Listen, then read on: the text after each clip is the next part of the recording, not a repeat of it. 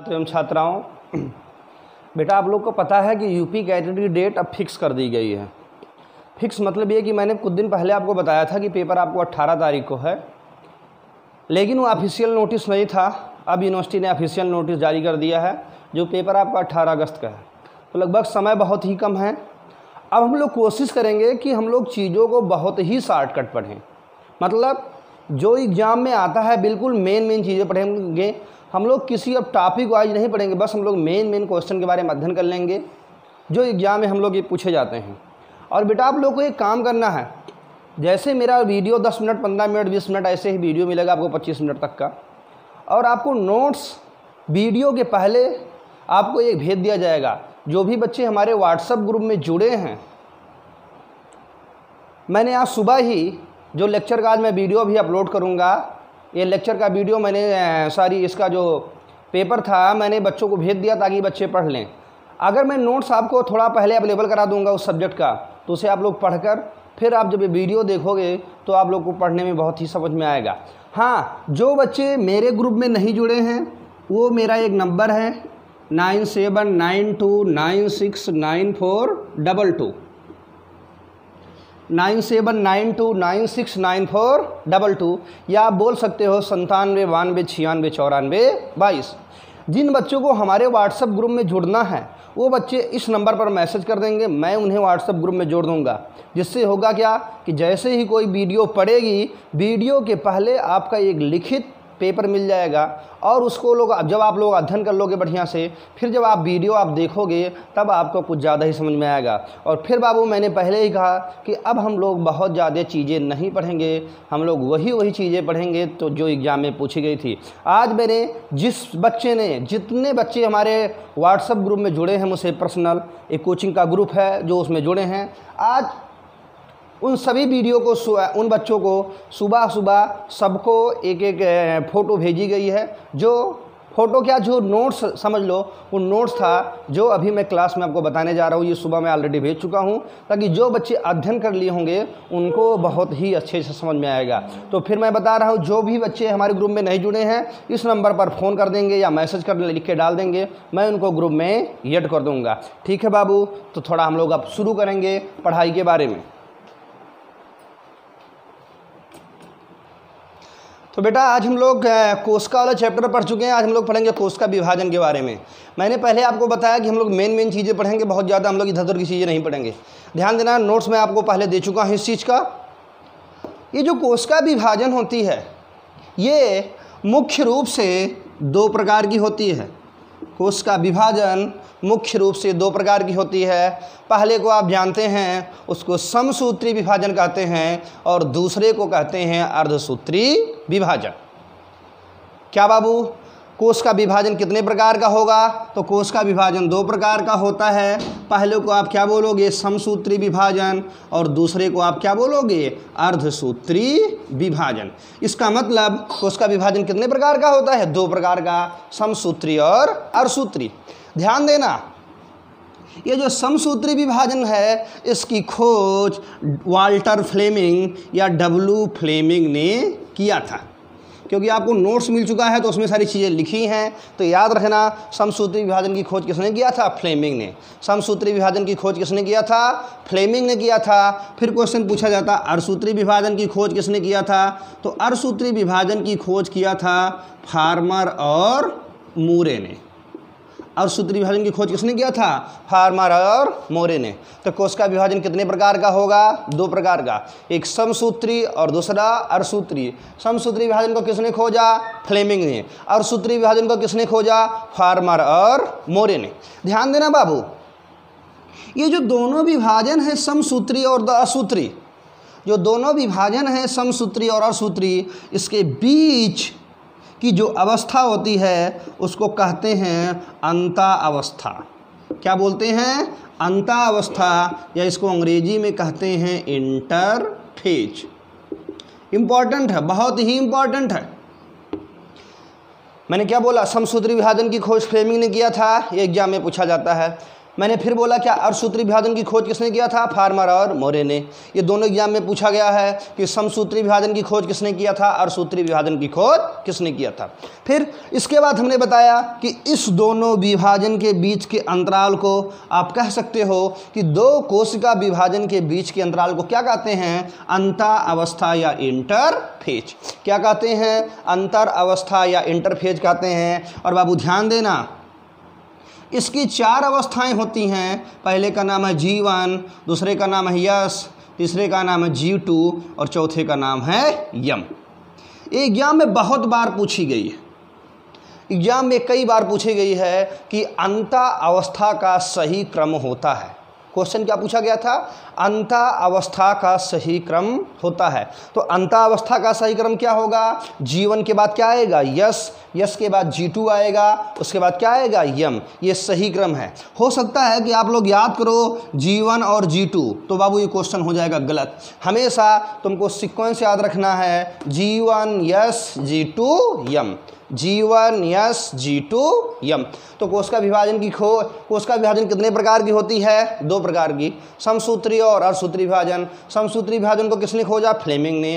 अर्धसूत्री विभाजन को फार्मर और मोरे ने। और दोनों के बीच की जगह को क्या बोलोगे? अंतर अवस्था या इंटरफेज कहते हैं। क्योंकि आपको नोट्स मिल चुका है, जस्ट थोड़ी मैं तेजी में पढ़ाऊंगा। ठीक, समसूत्री को वाल्टर फ्लेमिंग, अर्धसूत्री को फार्मर और मोरे, और दोनों के बीच की जगह को क्या बोलोगे? अंतर अवस्था या इंटरफेज।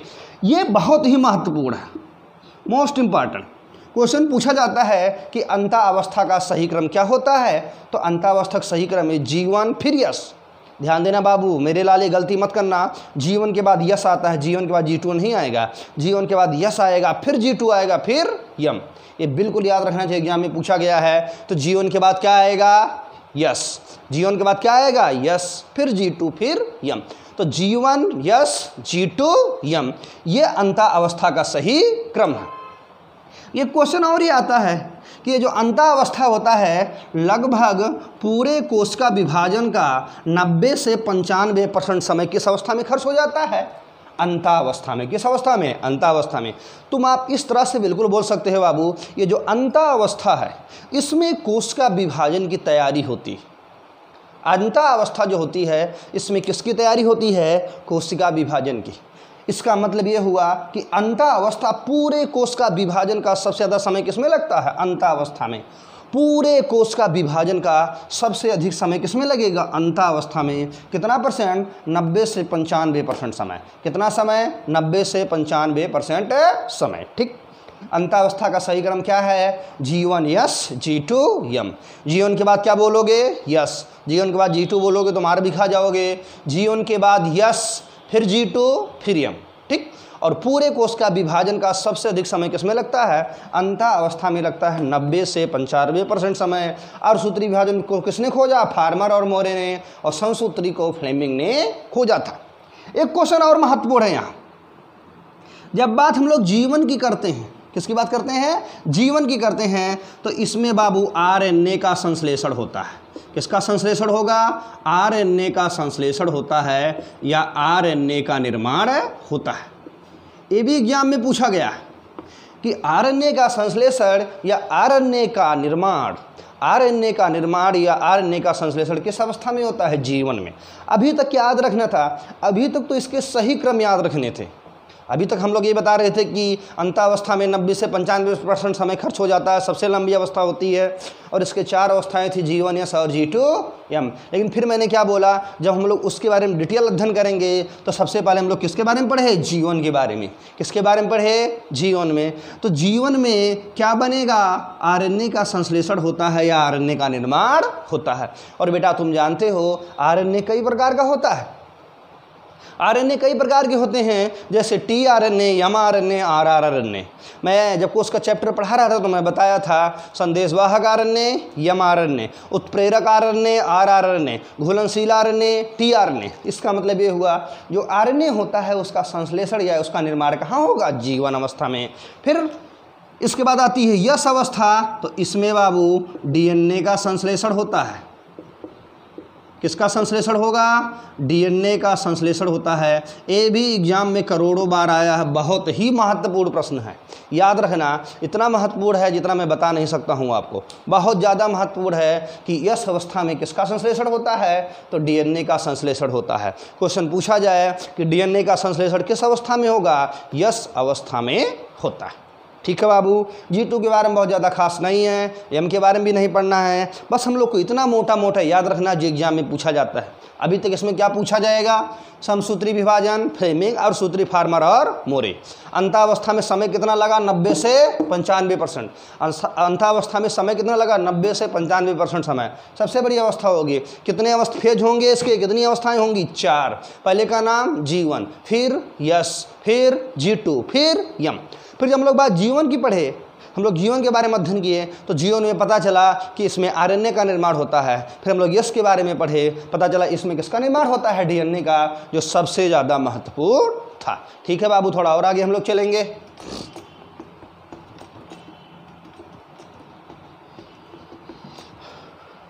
उसके बाद जब हम लोग थोड़ा सा समसूत्री विभाजन के बारे में डिटेल पढ़ते हैं तो इसमें जो पहली खास बात ये थी समसूत्री विभाजन में कि मैंने आपसे बोला किसने खोजा? फ्लेमिंग ने खोजा। दूसरी खास बात, समसूत्री विभाजन में गुणसूत्रों का बंटवारा समान होता है। समसूत्री विभाजन में गुणसूत्र का बंटवारा कितना होगा? समान। जैसे बाबू पेरेंट्स हैं, पेरेंट्स से 2 संतान हुए, ध्यान देना, ये मेल हैं, ये फीमेल, नर और मादा, ठीक। इनसे एक बच्चा पैदा हुआ, होगा क्या? जब समसूत्री विभाजन होता है तो दोनों तरफ से गुणसूत्र क्या होते हैं? बिल्कुल एग्जैक्ट समान। जैसे 46 गुणसूत्र हैं, 46 गुणसूत्र हैं, तो इनमें जो गुणसूत्र जो सामान्य जो समसूत्री विभाजन होगा, इनमें गुणसूत्रों का बंटवारा बिल्कुल समान होता है। इनमें गुणसूत्रों का बंटवारा कैसा होगा? समान होता है। अब बहुत ही लंबी परिभाषा 2-3 लाइन की दी होती है। जब भी आपको दिया जाए कि पेरेंट्स से यानी माता पिता से उसके संतान में गुणसूत्र किस अवस्था में समान होंगे या किस कोश का विभाजन में समान होते हैं, तो आप क्या लगाओगे? समसूत्री विभाजन। सम में सम्मान्य होता है बराबर। जब गुणसूत्रों का बंटवारा कैसा हो? बिल्कुल समान हो, एकदम बंटवारा हो, इसका मतलब इसमें गुणसूत्र कैसे होते हैं? समान। ये याद रखना लाइन बाबू, समान। ये समान याद रखोगे तो इससे काम चल जाएगा। अगर गुणसूत्र समान हो तो कौन सा विभाजन होगा? समसूत्री विभाजन। और इसके बारे में बताया किसने? फ्लेमिंग ने बताया, ठीक। थोड़ा आगे चलते हैं तो जो समसूत्री विभाजन है इसकी 4 अवस्थाएं होती हैं। पहले का नाम होता है प्रोफेज। क्या नाम होता है? प्रोफेज। दूसरे का नाम है मेटाफेज। तीसरे का नाम है एनाफेज और चौथे का नाम है टीलोफेज। मैं फिर बोल रहा हूं क्योंकि आपको नोट्स इसका मैं आज भेज चुका हूं सभी बच्चों को, जितने भी बच्चे ग्रुप में इंक्लूड हैं। तो इस वजह से मैं सेंटेंस पूरा नहीं लिख रहा हूं क्योंकि आपको सारी चीज़ें ऑलरेडी लिखाई मिल चुकी हैं। तो या मैं इस वीडियो में भी इस सब्जेक्ट का नोट शेयर कर दूंगा ताकि आप लोग आराम से समझ सको, ठीक। क्योंकि बाबू समय का मैं थोड़ा तेजी से पढ़ाना पड़ेगा। समसूत्री विभाजन में गुणसूत्रों का बंटवारा समान होगा, फ्लेमिंग ने बताया, ठीक। इसकी भी 4 अवस्थाएं होंगी, प्रोफेज, मेटाफेज, एनाफेज, टेलोफेज।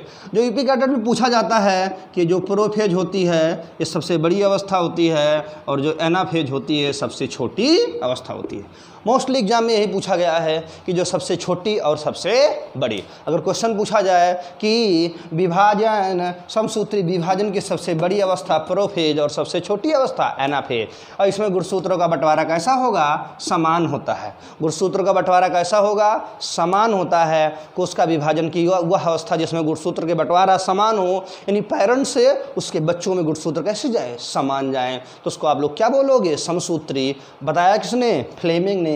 कितनी अवस्थाएं होंगी? 4। बाबू जैसे मैंने बोला कि जो अंतःअवस्था थी उसके भी 4 अवस्थाएं थी, G1 S, G2 M। ठीक इसी प्रकार इसका भी सही क्रम आपको याद रखना है, क्या? Prophase, metaphase, anaphase, telophase. इसका भी आपको सही क्रम आना चाहिए, क्या क्या? Prophase, metaphase, anaphase, telophase. क्या आना चाहिए? Prophase, metaphase, anaphase, telophase. इसका मतलब ये हुआ कि प्रोफेज के बाद क्या आना चाहिए? मेटाफेज। अगर बेटा तुमने प्रोफेज के बाद एनाफेज बोला तो क्वेश्चन गलत हो जाएगा। प्रो के बाद क्या बोलोगे? मेटा, मेटा के बाद एना, एना के बाद टीलो। तो समसूत्री, फ्लेमिंग, गुणसूत्र का बंटवारा समान, ये समान वाली लाइन याद रखना, आंसर निकल आएगा। ठीक, कितनी अवस्थाएं? 4। कौन कौन सी? Prophase, metaphase, anaphase, telophase. सबसे बड़ी प्रो और सबसे छोटी एनाफेज होती। ठीक है बाबू, थोड़ा और आगे चलेंगे हम लोग।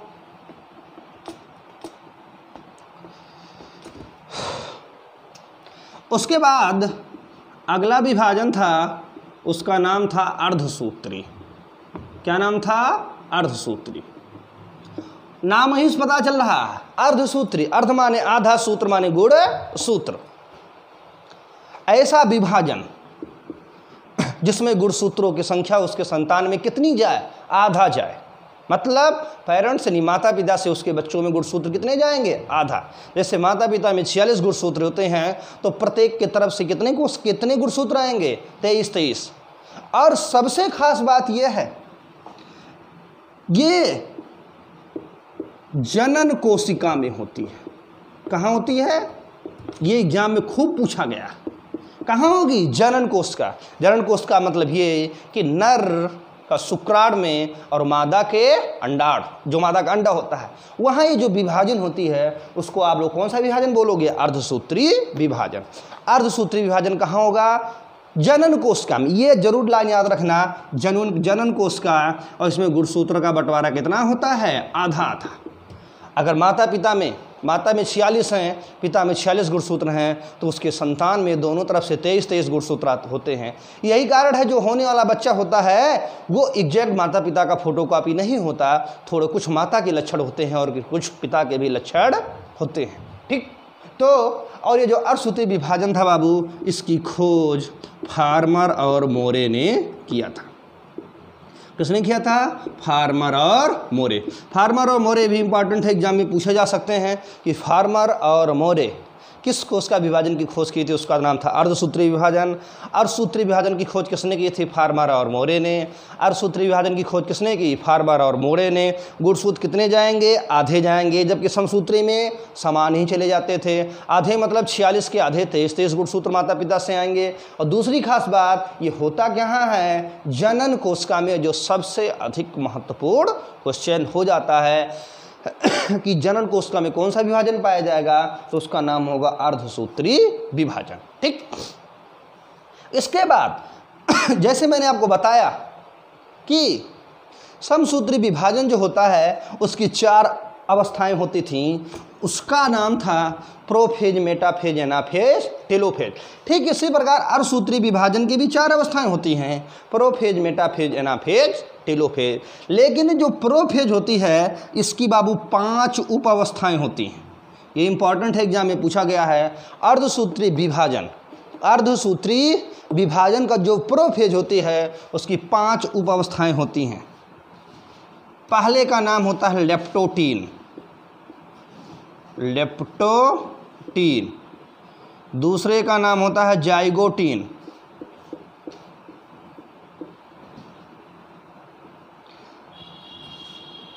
तीसरे का नाम होता है पैचिटीन,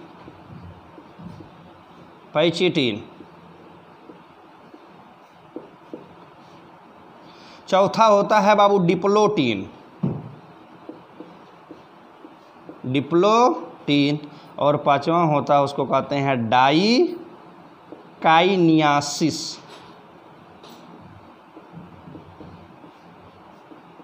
मैंने आपसे फिर से कहा, जो बच्चे ग्रुप में जुड़े नहीं हैं मुझसे, वो 97 92 96 94 22 वाले नंबर पे मैसेज कर देंगे। 97 92 96 94 22 वाले नंबर पे मैसेज कर देंगे, मैं उन्हें ग्रुप में ऐड कर दूंगा, जिससे मैं नोट्स पहले दे दूँ, फिर मैं इस लेक्चर आपको वीडियो मिलेगा उसमें मैं उस चीज़ों को एक्सप्लेन करूँगा। ध्यान देना, ये 4 अवस्थाएं थी, प्रोफेज, मेटाफेज, एनाफेज, टेलोफेज। लेकिन सबसे खास बात थी जो प्रोफेज पहले थी उसकी 5 अवस्थाएं थी। उसका नाम था leptotene, zygotene, pachytene, diplotene, diakinesis. क्या था? Leptotene, zygotene, pachytene, diplotene, diakinesis. बाबू कोशिका विभाजन के चैप्टर में 3 सही क्रम तो आपको याद ही रखना है। अगर आपको 3 सही क्रम याद नहीं हुआ तो अब एग्जाम का पेपर देने मत जाना, कोई मतलब नहीं होगा। हो सकता है पूछा जाए। पहला क्या? अंतावस्था का सही क्रम G1 S G2 M। क्या पहला क्या याद करना था? अंतावस्था का सही क्रम G1 S G2 M। फिर उसके बाद याद रखना था समसूत्री या अर्धसूत्री की 4 अवस्थाएं, उनका क्या क्या नाम था? Prophase, metaphase, anaphase, telophase. इसका मतलब ये हुआ कि प्रो के बाद मेटा ही आना चाहिए, एना नहीं आना चाहिए। बिल्कुल सही क्रम कई बार याद कर लेना, ठीक। प्रो के बाद प्रोफेज के बाद मेटाफेज, मेटाफेज के बाद एनाफेज, एनाफेज के बाद टीलोफेज। दूसरी बात हो गई।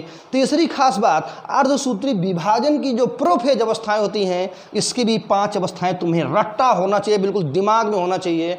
चाहे जैसे एग्जाम में पूछा जा सकता है, पहले का नाम लेप्टोटीन है, दूसरे का नाम जाइगोटीन है, तीसरे का नाम पैचेटीन, चौथे का नाम डिप्लोटीन और पांचवें का नाम डाइकेनियासिस। कभी कभी थोड़ा इसकी जुगाड़ का हम लोग सहायता ले लेते हैं, तो इसका हम लोग पढ़ते हैं लता जरा पानी दे दो, ठीक। इसको तो हम लोग ट्रिक से याद कर लेते हैं कभी कभी, क्योंकि बच्चे भूल जाते हैं। इस ट्रिक बनाया हुआ है, कोई इसका बहुत ज़्यादा मतलब नहीं है, लेकिन आप लोग को याद करने के लिए है। लता जरा पानी दे दो, ठीक। ये अवस्थाएं याद रखनी थी बाबू, लेप्टोटीन, जाइगोटीन, पैचेटीन, डिप्लोटीन, डाइकेनियासिस। बस इसमें थोड़ा 2-3 पॉइंट इंपॉर्टेंट था। ये पैचेटीन में एक शब्द याद रखना था, क्रॉसिंग ओवर होती है बाबू। ये एग्जाम में पूछा गया है, क्रॉसिंग ओवर। अब सवाल ये उठता है सर क्रॉसिंग ओवर क्या होती है? तो बेटा क्रॉसिंग ओवर बताने का टाइम नहीं है, बिल्कुल रट मारो कि क्रॉसिंग ओवर कहाँ होती है? पैचेटीन में। क्रॉसिंग ओवर कहाँ होती है? पैचेटीन में। एक कंडीशन और होती है, उसके बाद जब हम लोग डिप्लोटीन में जाते हैं तो एक संरचना होती है जिसका नाम होता है कियाजमेटा। क्या नाम होता है?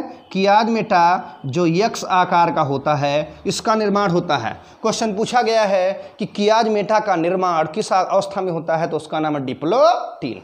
तो कियाजमेटा में किसका निर्माण होगा? डिप्लोटीन का निर्माण होगा। ये आकार कैसा होता है? यक्ष आकार का, ठीक। और पैचेटीन में क्या होती है? Crossing over. पैचेटीन में क्या होती है? Crossing over. बहुत महत्वपूर्ण प्रश्न है। डिप्लोटीन में क्या होगा? कियाजमेटा का निर्माण होगा। आकार कैसा होगा? यक्ष आकार का होगा। और कितनी अवस्थाएं थी? 5। Leptotene, zygotene, pachytene, diplotene, diakinesis. और ट्रिक था लता जरा पानी दे दो। उसके बाद ये जो जाइगोटीन थी इसमें भी एक अवस्था है जिसका एक संरचना होती है, इसका नाम होता है सिनेप्सिस। सिनेप्सिस ये भी एग्जाम में पूछा गया है। अगर ये 3 चीज़ आप याद रखोगे तो क्वेश्चन लगभग मिल जाएगा। क्रॉसिंग ओवर पैचेटीन, डिप्लोटीन में कियाजमेटा का निर्माण यक्ष आकार का, और जाइगोटीन में सिनेप्सिस का निर्माण होता है, ठीक। बेटा 5 मिनट में हम लोग इसके बारे में रिवीजन कर लेंगे जो एग्जाम में पूछा गया है। मेन चीज़ें क्या थी अभी जो हम लोग पढ़े, जो सबसे महत्वपूर्ण था, ध्यान देना बेटा। सबसे महत्वपूर्ण चीज़ थी 2 विभाजन, समसूत्री और अर्धसूत्री। समसूत्री फ्लेमिंग, अर्धसूत्री फार्मर और मोरे। बस 2 इंपॉर्टेंट क्वेश्चन था। उसके बाद अंतावस्था में समय कितना लगता है? 90 से 95%। ये भी महत्वपूर्ण प्रश्न था। अंतावस्था में समय कितना लगेगा? 90 से 95% समय कोशिका विभाजन का सबसे ज़्यादा समय इसमें लगता है, ठीक। समसूत्री फ्लेमिंग, अर्धसूत्री फार्मर और मोरे। और 90 से 95% हमें किसमें खर्च होगा? अंतावस्था इंटरफेज में, ठीक। कितनी अवस्थाएं थी? 4। याद रखना था G1 S G2 M, G1 S G2 M, G1 S G2 M। G1 RNA बनेगा, यस में DNA बनेगा, क्रम याद रखना था, ठीक। उसके बाद समसूत्री विभाजन, गुणसूत्र जब बराबर बंटवारा हो, समान लाइन याद रखनी थी, समान गुणसूत्र याद रखने थे। 4 अवस्थाएं थी, प्रोफेज, मेटाफेज, एनाफेज, टीलोफेज। ये बहुत जरूरी था, चारों याद रखना सिक्वेंस से, pro, meta, ana, telo. Prophase, metaphase, anaphase, telophase. Prophase, metaphase, anaphase, telophase. क्या याद रखना था? प्रोफेज, मेटाफेज, एनाफेज, टीलोफेज याद रखना था। सबसे बड़ी प्रोफेज होती थी, सबसे छोटी एनाफेज होती थी। सबसे बड़ी क्या होती थी? प्रोफेज, और सबसे छोटी क्या होती थी? एनाफेज। फेज। उसके बाद जब हम लोग अर्धसूत्री विभाजन में गए थे तो अर्धसूत्री विभाजन को फार्मर और मोरे ने खोजा था। इसमें गुणसूत्रों की संख्या कितनी होगी? आधी। गुणसूत्रों की संख्या कितनी होगी? आधी हो जाएगी। संतान से नहीं, माता पिता में 46 हैं तो 23 आएंगे, ठीक। और सबसे खास बात है जनन कोशिका में होती है। कहाँ होती है? जनन कोशिका में होती है। इसके भी 4 अवस्था थी, प्रोफेज, मेटाफेज, एनाफेज, टेलोफेज। ये तो चारों आपको याद थी, लेकिन सबसे जरूरी याद थी कि प्रोफेज की 5 उपावस्थाएं थी, leptotene, zygotene, pachytene, diplotene, diakinesis. क्या थी? Leptotene, zygotene, pachytene, diplotene, diakinesis. हम ट्रिक बताए थे, लता जरा पानी दे दो, leptotene, zygotene, pachytene, diplotene, diakinesis. सबसे खास बात था पैचेटीन में क्रॉसिंग ओवर होगी, डिप्लोटीन में खियाज मेटा का निर्माण होता है जो एक्स आकार का होता है, और पैचेटीन में क्रॉसिंग ओवर हो गया, ठीक है, और जाइगोटीन में सिनेप्सिस का बनना होता है। ये इंपॉर्टेंट था। 2-3 क्वेश्चन खूब पूछा जाता है, क्रॉसिंग ओवर कहाँ होती है, और सूत्री विभाजन की खोज किसने की, डीएनए किसमें बनेगा, आरएनए किसमें बनेगा। बेटा ये सारी चीज़ें याद रखोगे। मैंने फिर आपसे बोला जो भी बच्चे ग्रुप में नहीं जुड़े हैं ग्रुप में जुड़ जाएं। मैं पहले आपको इनका नोट्स दे दूंगा, फिर उसका वीडियो आपको प्रोवाइड करूंगा। हाँ, आप लोग तब तक के लिए पहले आप जो आपको नोट्स मिला है, जो आपको नोट्स मैंने आज शेयर किया है, उसको पहले आप पढ़िए और फिर आप इस वीडियो को देखेंगे तो आपको ज़्यादा समझ में आएगा। थैंक यू, धन्यवाद।